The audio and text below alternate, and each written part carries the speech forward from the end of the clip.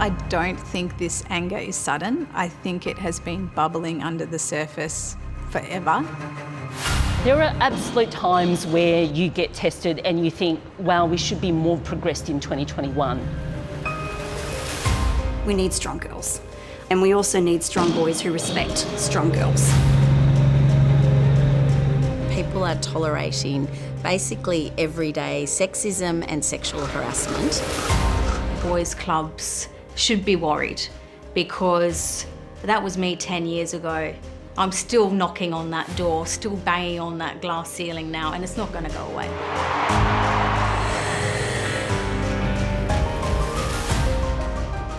Gender equality has come a long way in 100 years, no doubt about it. Women today have so many of the rights that these first wave feminists were fighting for. To vote, to serve in parliaments, to run a business, to own property, to keep paid employment as a mother.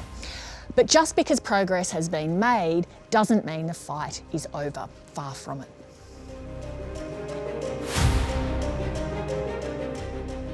From homelessness to workplace discrimination to violence against women, female disadvantage is still firmly entrenched. And that disadvantage is magnified for women who are already marginalised. There's no clearer way to see this than to take the old advice, to follow the money.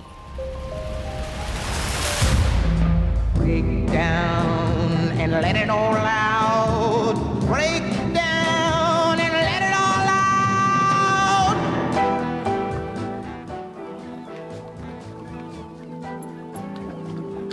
My name is Lynn Bailey and I'm 73 years old.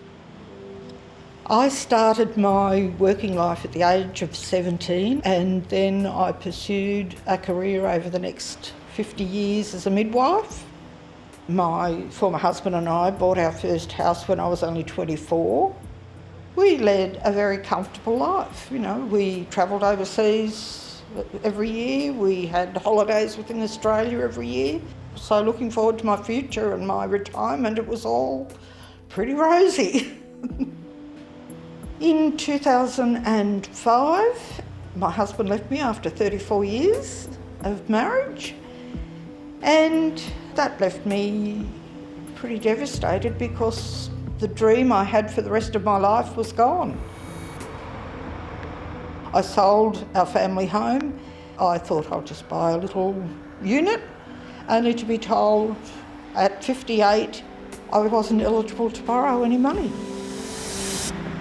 So for the first time in my adult life, I had to find somewhere to live to rent. Lynn rented an apartment for 10 years, but once she retired, she could no longer afford it. And I thought, you know, I'm staring down the barrel of homelessness here. I'd come to a brick wall. So this is what I saw when I first stood at the door and looked inside. Lynn now lives in subsidised accommodation through the New South Wales Housing Trust. My beautiful kitchen, lounge, balcony, absolutely beautiful. It makes people angry when you can't find somewhere to live. If this hadn't have come up, I don't know, would I have been living out of my car? Lynn's story is far from an outlier. Divorce is one of many factors that can destroy a woman's financial stability. Before the divorce, I didn't have a lot of super sitting there because of my nursing career, because of my time out to have kids, all of that. But once the divorce had gone through, I found myself with even less super. To put Lynn's experience in its broader lifetime context, say Jack and Jill were both heading up the hill to fetch a pail of water. As graduate water collectors, Jack will earn on average 2.5% more than Jill, even though they both hold the same degree in water collection. Throughout their lives working full-time, Jack will earn 14.2% more than Jill on average, or $1 to Jill's 86 cents. Jill would be even further disadvantaged if she were Indigenous, earning a third lower in her median weekly income than non-Indigenous Australians, or if she were living with a disability, making her twice as likely to be unemployed. Now, if Jill chooses to take time out to have a couple of kids and then works part-time, something much more common for women than men, Jack is more likely to be the next one up for a promotion. Jill's also got much less of a chance of climbing the corporate ladder.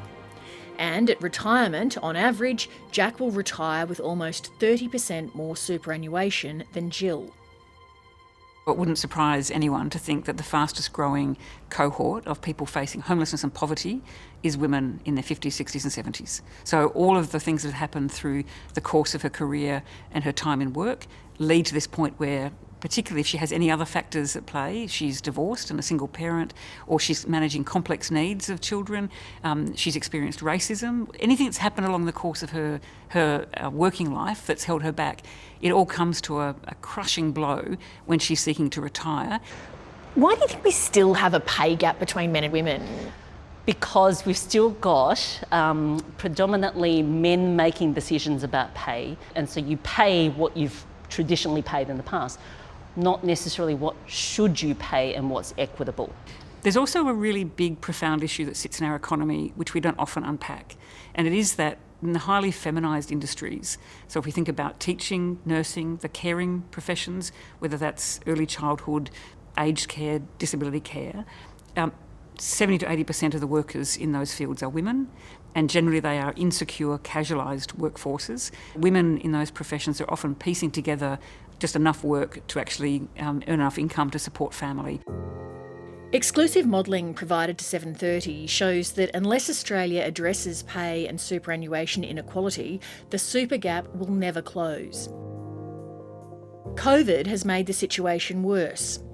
Research from the Grattan Institute shows when the pandemic first hit in 2020, almost 8% of Australian women lost their jobs and the total hours worked by women went down by 12%.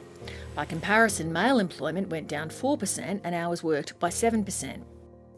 COVID has also widened the pay gap by nearly 1% so far this year, as wages surged in male-dominated sectors like construction before the latest lockdowns. I think we've got to be much more purposeful looking at the complex needs of women and the fact that there's often a range of intersectional issues at play with a woman's life that don't really play in the same way for men. Not all women are lifted equally in the environment that we're currently working in. With so many hurdles along their career paths, few women make it to the top jobs. That means fewer bosses with direct experience of the challenges women face, and so the cycle continues. Why do you think we have so few female CEOs? There are so many assumptions about what leadership and what CEOs look like. So the further you are away from what you imagine when I say think of a CEO of an ASX 200 company, the more risky you are seen. The further you are away from, I think in my mind, as a 6'2" white Caucasian male, then you are seen as more risky, and so why would they put you in that position? So to be a chief executive, in this country particularly, you're expected to have been a CFO, a chief financial officer, or run a significant line business with profit and loss. Many women, when they start in their careers, learn very early on that they should be in jobs that actually give them flexibility.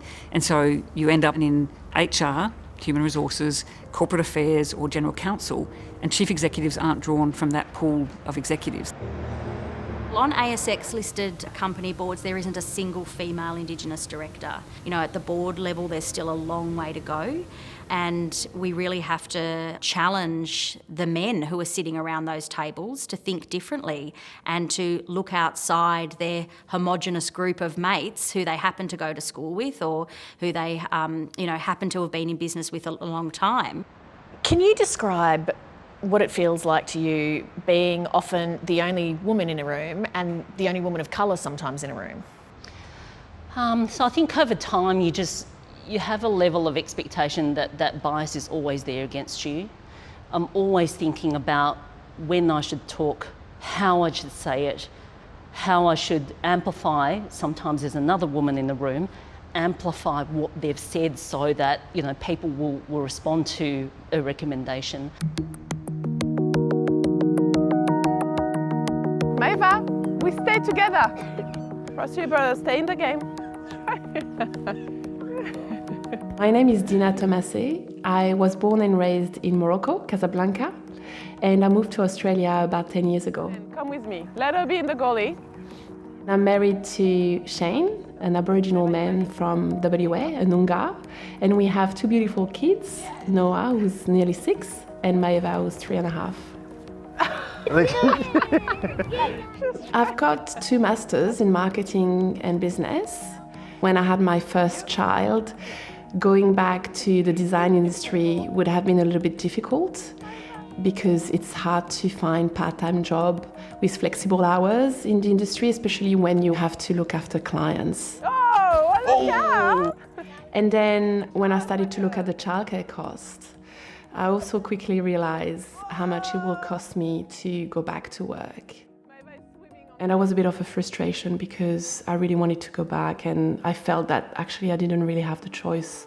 Look at them. They're getting away. For Dina, taking time out to raise children meant missing out on possible promotions and pay rises. Good stuff. It's interesting because many moms, and myself included, felt that when you become pregnant, you do become invisible. That's the way. When you go back to the workforce, if you do find a job that has those flexible hours, we can't just leave the house and go on a plane and travel and go on a meeting, on a business meeting, and it's not that easy. We're not that kind of flexible, unfortunately, because of the kids, and we have to be mindful of planning, and therefore I feel like, we do not have access to the same opportunities. Where are we going? Mummy's way. Yeah. After struggling with postnatal depression and feeling isolated, Dina found a new purpose. I woke up one morning and I said to my husband, I'm going to create a centre for mothers where every mother will feel that they're enough, will be reminded that they're enough, and will feel loved, visible and valued. So we run different classes, from meditation to cooking class, groove dance, yoga, Pilates, and art class. We have a co-working space. And what I wanted to do really is to make sure that the creche was affordable. I guess I've created my own environment for me to thrive as a mother in business. What's happening in society, it's not working for us, and we are not okay, and we need to change that.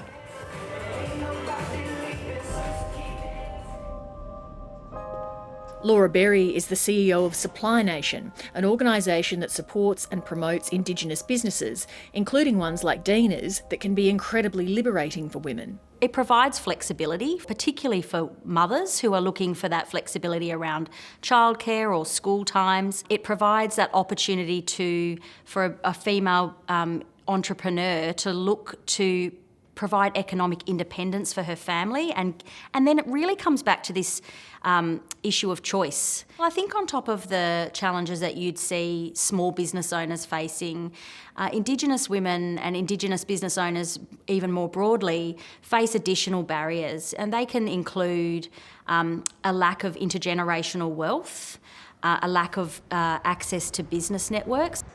We've been talking about this for a long time. Is there anything or any policies that could be put into place fairly easily that would make rapid difference?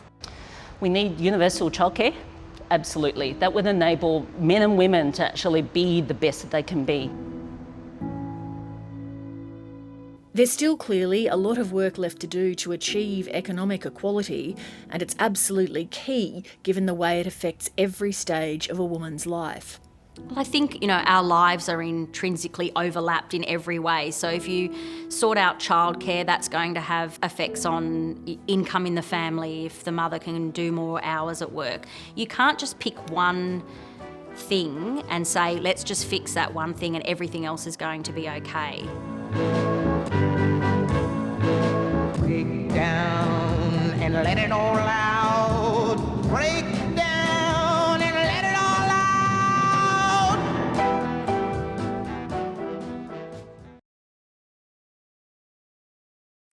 Hi, I'm Leigh Sales. Thanks for watching this story. If you'd like to watch more of 730's stories, they are on the left of your screen. And tap on the button below to subscribe and get the latest from ABC News.